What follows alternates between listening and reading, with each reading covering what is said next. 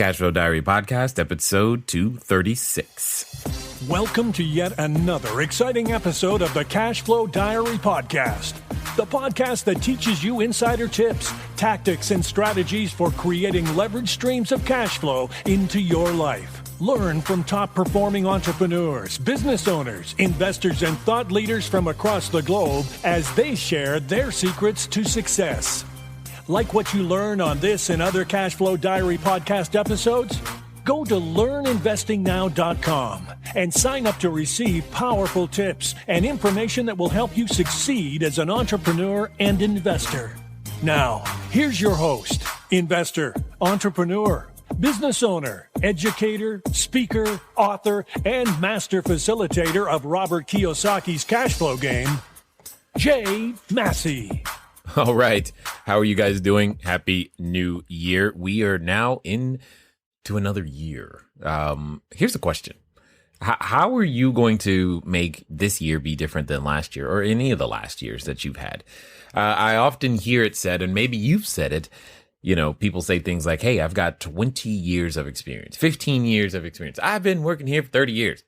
Well, okay, that's wonderful. But I really think most of the time when people say that, what they really mean is that they've had the same year and just repeated it 10, 20, 30 times. They actually don't have any sort of different experiences in between.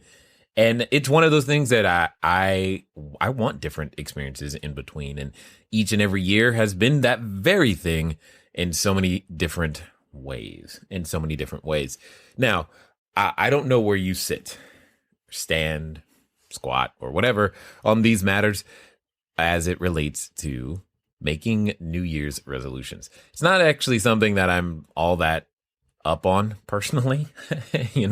I don't want to wait 365 days to actually say, hey, this is something I want to cut out of my life or something I want to strive towards.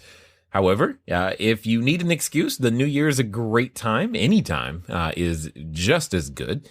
But if you want to capitalize on that energy that everyone else is doing, I think it's not such a bad thing. However, with that being said, oftentimes I think the things that we have resolutions about are at best incomplete. They're at best incomplete. They focus on things that we should do or not do.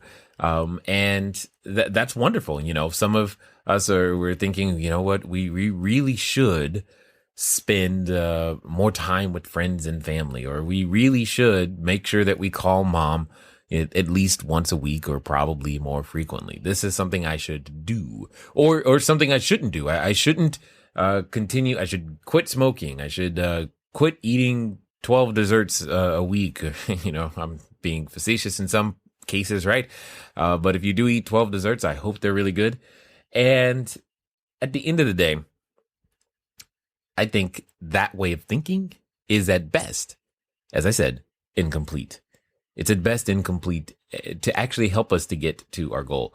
We're focused so much on the things that we do. And if you're like me, it's rare that you are consistent in anything that you do. I mean, there's a reason that certain bodily functions like breathing are involuntary responses, because I think we wouldn't even be consistent with that if it was any other way. So here's my point. Here's what I'm saying.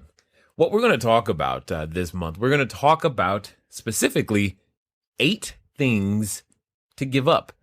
But I think we're going to talk about 8 things to give up that are going to help you not only this year, but every year from this point forward, that will help you to have a different year every year so that you can truly quit repeating the same year over and over and over. It was inspired by a post that I found, or a picture that I found and posted on the Facebook wall at Cashflow Diary Facebook wall.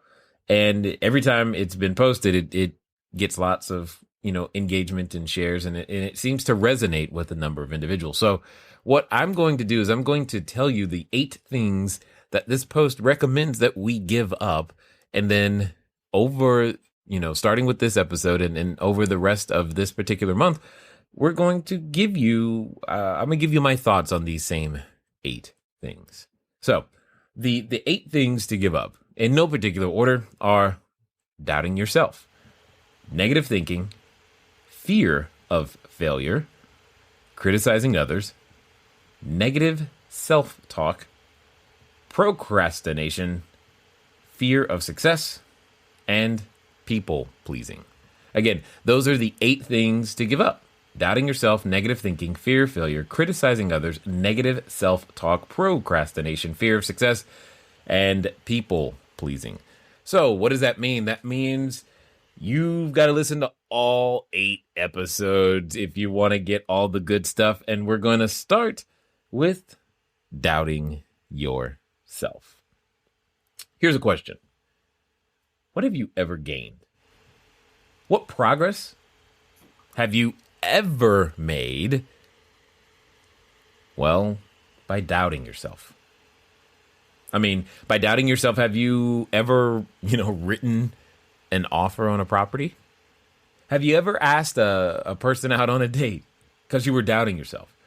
As a result of doubting yourself, have you asked a person to invest? Or have you done anything that had the potential to move you forward? Have you traveled? Have you even asked for a raise because you doubted yourself? What have you gained ever? Please think about this. Is there anything positive that has come from you doubting yourself? If so, please send me an email. Let me know what that is, because I would like to know. Here's the interesting comment. Fear kills more dreams than failure ever will. I looked up the definition of doubt, and it has 2. One as a noun. It's a feeling of uncertainty or lack of conviction. And then as a verb, it's to feel uncertain about or fear or be afraid of. So you're uncertain about yourself. I get uncertain about myself too. Here's an interesting thing. I don't think it's effective to focus on what we were doubting in that sense. The question is so why on earth, if it's so ineffective, if it has no value, why do we do it? I can't speak for you, even though I might try from time to time. I can't speak for you. I know for myself, it's a failure at times to actually understand how to process an emotion and interpret an appropriate related action. So here's what I mean. You're confronted with something, I'm confronted with something, and we go, I'm afraid. Now, to that emotion is something that we're familiar with, right? And then we make a either subconscious or conscious decision somewhere in there. We go, being afraid isn't okay. So it puts us in this not okay state. And no one likes to feel uneasy or not okay. And then we're like, oh, I need to get out of this not okay state. So what does that mean I'm going to do? We start doubting, and we then interpret the action as, well, that means I know I won't pursue what it is that's causing this fear. That'll get me back to safety. So it means stand still and be safe. Even though logically we're thinking, man, I would like to move forward, but I'm afraid. Afraid isn't okay. So you know what? Maybe I don't really I don't really want that. I really don't. So I'll just stay here and be safe. And that's the quickest path to repeating the exact same year you just had. Here's another way of looking at it. You could be afraid. Now notice the emotion is the same. It's not like anyone that you admire, respect, what have you, they have the same emotions. However, during this chain of events, there's a change.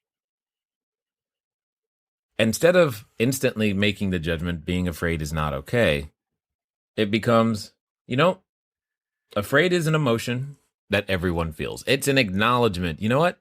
Everyone feels afraid. That's not anything abnormal. That's not anything new. So where the challenge and change begins to occur is you start to ask yourself this question: what would I rather feel? Or who would I rather be? Would I rather be afraid? Would I rather be in this afraid state? What would I rather feel? Would I rather feel joy, excitement, exhilaration, anything? Because both individuals are seeking an exit from the same emotion.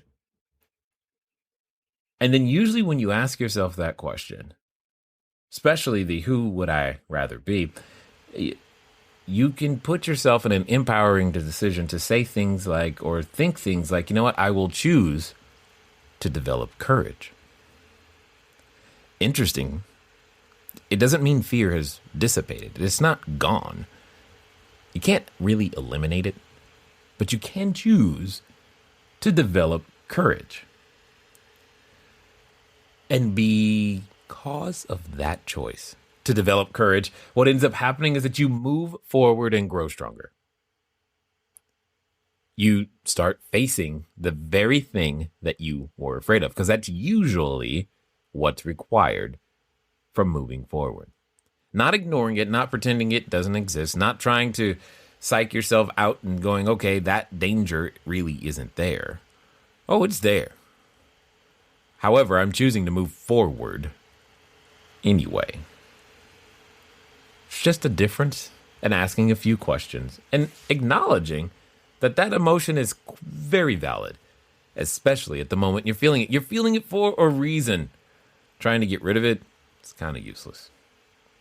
So when are you likely to feel this next? Because see, one of the things that I've learned for myself that I believe is true for many of us is if we take the time to recognize triggering events or events that cause us to feel or have the propensity to put us in this emotional state or in any state that we don't want to be in, we can begin to set up safeguards. We can begin to become more aware. Therefore, we are not caught unprepared.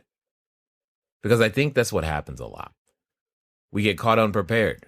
We haven't decided ahead of time, here's the person I am going to be when XYZ occurs, and this is what that type of person would do. So when we are emotionally sober in a normal state of mind, we need to figure out what that triggering event is, and more importantly, how are we going to respond the next time this occurs? See, I think we all feel this when we're faced with the opportunity to become someone of more value than you currently see yourself providing. So maybe right now you're, sitting in the cubicle or you're on your way to work, you're listening to this and you're like, man, vacation and holiday is over. It's back to work. But before too long, you're going to be presented with an opportunity that sounds better than your current existence. And you're going to go, And it's usually in that moment when we are faced with an opportunity to become someone of more value than we are currently providing that these doubts arise and surface. I know you can say, and we say things like, you know what? I don't know if that's me, or I don't know if I have the ability to do that, or any number of things. Well, here's the interesting thing. You don't have the ability to do it. You don't know, but that's okay. Go find out. Go give yourself an opportunity to try to see. Maybe you can actually stick to an exercise regimen. Maybe you can actually say, you know what? I am going to submit 5 offers a week, no matter what, if it kills me. Maybe you can, I'm going to spend 20 minutes a day with each one of my children, no matter what, and I'm going to figure out my schedule to make that happen. Maybe those things are possible. Just put it in the calendar and figure it out. See what happens. But the moment you are faced with that opportunity, like I said, to become someone of more value than you currently see yourself providing, that's usually when it comes up. Another popular example, especially right now, is you want to earn more money. Well, in order to receive more, you must give more. And as it relates to real estate, you must be willing to help others out of their situation by caring, by listening, and developing a solution that's profitable. You have to give time, effort, and energy to understanding what's going on with someone else. So that you might perhaps win them over to be willing to do business with you. And here's the rub. Not everyone is going to be willing. And the painful part is that some of you're going to quit before you've actually given yourself a shot. And that's unfortunate. But that's just part of the process. That's part of the process that separates those who actually end up buying property this year, this month, this week, those who buy their next units, those who get up and try again, from those who don't and only sit back and dream about it. That'll be because, giving and not receiving hurts. This is true. I hear you. But you know what? That's not a legitimate reason to doubt yourself. So another way this is going to happen for you is that you've heard me say, or you're going to have that thought, hey, I should write an offer. And you've heard me say that more than once. Move at the speed of instruction, right? You feel very excited and afraid at the same time, and that's part of the problem. This mass confusion begins to happen. But at least now, maybe you'll expect those emotions, and they won't catch you off guard, and you won't instantly flee the scene of your future self. You'll actually stick around and go, okay, I knew I was going to feel this way. I knew this was coming. Here's what I said I was going to do. I was going to become a brave person. I was going to become the hero that my family is waiting on. I was going to become more than my present place and do this anyway. And then just take one step, one measurable step, one measurable, quantifiable, observable step towards it. If you're going to write an offer, go get the contract. If you've already got the contract, fill it out. Call somebody and ask them. Make that move. I promise that making that one move won't kill you, but it will grow you faster than you thought was possible. So what's really the solution here? Oh, I've got a unique exercise that I'm going to share with you in just a moment. However, mentally, what I think that needs to happen is that you just focus on the outcome you actually desire. In other words, you take that doubtful thought captive and replace it with more positive ones. You're like, Jay, I don't know where I'm going to get a positive thought in the spur of the moment. And I totally understand, because when we are gripped, seized, arrested by these emotions, intelligence goes straight out the window. Can't remember anything positive about ourselves or anything that we've ever done. So, just like I suggested earlier, we're going to do a little bit of pre-planning because we know this emotion is coming. So we might as well be ready for it. And here's what you can do. It's a very simple exercise, and I want you to do it starting today. In fact, I'm going to get you to step out on faith and say out loud, I'm going to do this. And mean it and follow through. Even though you don't know what it is, I'm wanting you to make the commitment. I promise you, if you make the commitment without knowing what it is first, it'll help you that much more. It'll also tell you, do I really believe that Jay is going to be helping me? Because there's the test. Now, either way, whether you're able to put yourself in that space, it's like, okay, I'm doing this. I don't care what it is. I know it scares me, but I don't care. If you can do that, you're well on your way. And if you can't, that's okay. It just now illustrates another place where growth is required. Either way, I still want you to do it. So, did you say it yet? I'm gonna do this. No matter what it takes, no matter what it is, no matter how scary, and I'm going to start today. Those are the words. All right. So here's what I'm going to tell you. It's really, really simple. All I want you to do is to begin to keep a small success journal. You're only going to answer one question.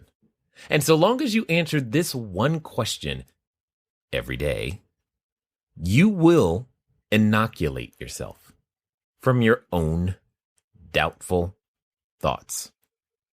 You ready? Simply fill in the following blank. Today, 5 reasons I am successful are. That's it. Today, 5 reasons I am successful are. Sometimes that could be I hugged my wife.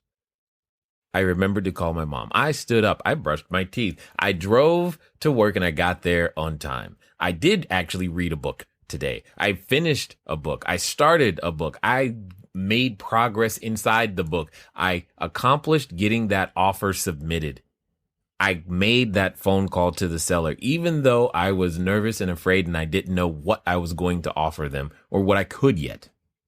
Fine. Pick any of those things. It doesn't matter.